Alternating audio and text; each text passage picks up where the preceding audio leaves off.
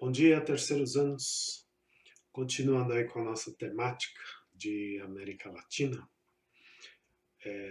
que é toda essa parte territorial aqui, ó, da América, que vai do México até aqui na pontinha na Argentina, tá? Argentina e Chile aqui, tá? Todo esse território aqui é América Latina, com as características que a gente conversou na outra aula, tá?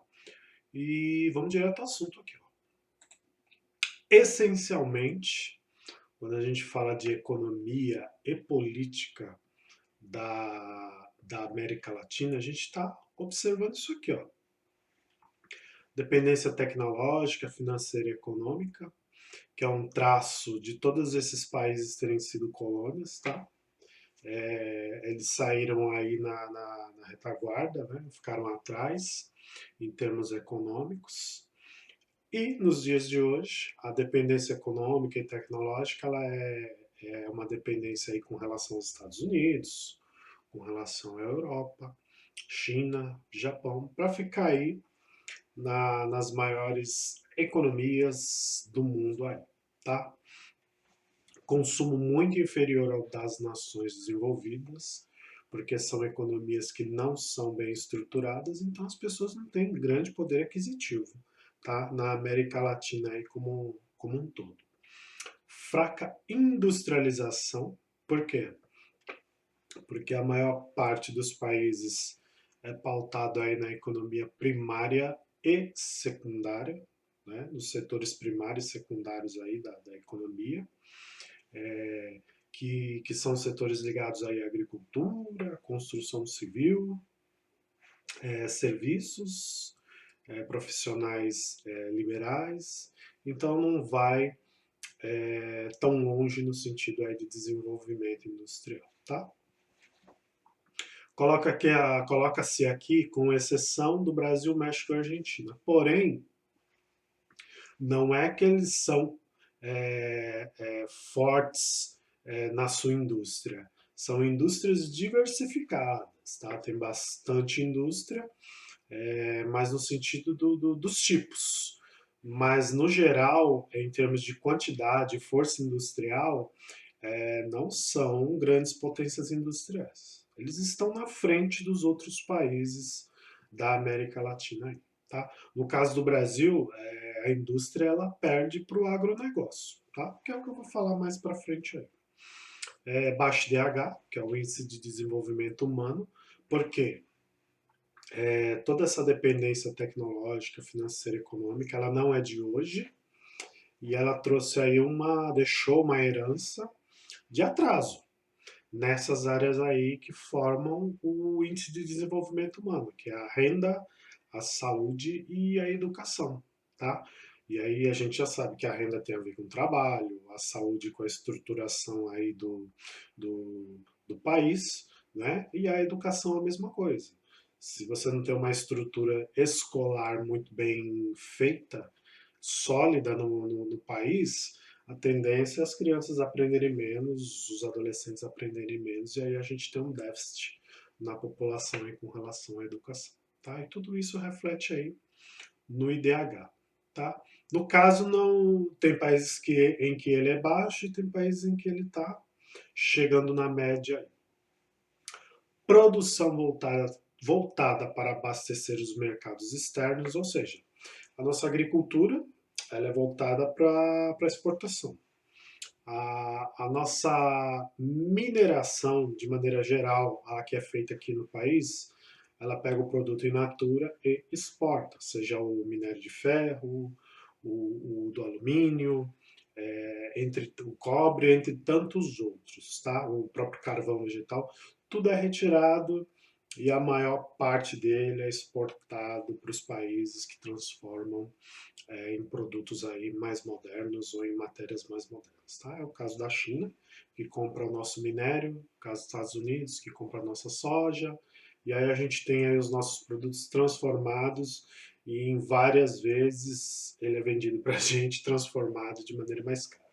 É aquilo que a gente vê nas aulas de história e geografia aí ao longo do processo escolar nosso, né? Que o Brasil ele exporta quase tudo de maneira primária e compra lá os equipamentos, veículos, tudo transformado e com valor mais elevado. Desigualdades sociais crônicas. Lembra da herança que eu falei aqui no começo? Das colônias, que dependiam das metrópoles. Os países, as colônias, aliás, se transformaram em países, mas elas trouxeram vários problemas dessa época em específico, da história aí, de todos esses países da América Latina, tá? Carência de moradia, emprego, saneamento, hospital, transporte, segurança, tudo isso por conta dessa falta de estrutura econômica, desse não entendimento político, e aí tudo fica mais caótico, tudo fica mais difícil de ser organizado, de ser planejado, e aí a gente tem uma América Latina muito tumultuada, tá? Salvo raras exceções, quase todos os países têm conflitos e têm problemas muito sérios, tá? Elevadas dívidas externas. Por quê? Porque o país, para ele se manter, para ele caminhar, ele precisa de toda uma estruturação econômica e às vezes é necessário buscar isso fora do país, esse dinheiro. Então, só esse slide aqui, ele já mostra o quanto é difícil a gente entender e quantificar o que acontece aí na América Latina. Mas a gente vai pegando as informações e vai entendendo pelo menos um pouco de tudo isso aí. Olha aqui, as maiores economias da América Latina: Brasil, o México, a Argentina, aí aqui a gente tem o Chile e, e a Colômbia como as 5 principais economias aí da América Latina, tá? No sentido de exportarem bastante, de importarem de maneira equilibrada e de terem coisas ou setores que trazem recursos aí para os seus países. Seguindo aqui, ó, projeção de PIB 2019, 2020, a gente teve queda aí por conta da pandemia, tá? Vários desses países aqui estão em crises econômicas, é o caso do Brasil, da Argentina, da Venezuela, do México, que estão aí com crises econômicas acentuadas. E na retomada aqui, no final ou pelo menos no final, no controle da pandemia, a gente tem aqui a projeção de crescimento dos países. Vocês podem perceber que ó, o Brasil é um dos que menos vão crescer por conta aí de uma séria desestruturação econômica e política. Tá? Todos esses países aqui foram colônias de exploração, tá? Todos eles passaram por processos aí de independência, é, é, uns mais violentos, outros menos, mas todos passaram por processos aí conturbados de independência. E aí tiveram as suas heranças, cada um do seu jeito, do seu modo, e a gente vê isso refletido na maneira como os países vão vivendo aí no dia a dia, com relação à América Latina, tá? Seguindo aqui, ó, olha só, o que a gente tem acontecendo aí de maneira muito aberta na América Latina. Essa diferença aí, ó, de classes, a pobreza ela é muito acentuada em vários países por conta aí das diferenciações econômicas, das diferenças de classe, do processo político pelo qual os países passaram, do tipo de economia, tá? Então a gente tem toda essa dinâmica acontecendo aí e a gente consegue perceber que em alguns aí a pobreza só aumenta por conta aí também de práticas políticas que são, no mínimo, aí equivocadas, e que não levam aí em consideração as camadas mais pobres. Então, todo esse processo aí de uma economia mal gerenciada, de uma política não em conformidade com as necessidades da sociedade, ela vai gerando aí toda essa diferenciação aí entre as camadas da população, tá? Vai gerando aí todo uma desestruturação nos países que faz com que as pessoas pobres fiquem mais pobres. E a pandemia aí, tá? Como no geral, veio para agravar essa situação e que já ocorria, tá? Em todos os países da América Latina. Seguindo aqui, ó, conforme eu já falei, foram todos países que tiveram sua formação aí por conta aí de serem colônias, eles tiveram que, ser, que caminhar para sua independência, tá? E eles trouxeram aí as heranças. Que heranças são essas? Os tipos de políticas praticados em cada um dos países aí. Alguns tiveram ditaduras, como é o caso do Brasil, do Chile, da Argentina, tá?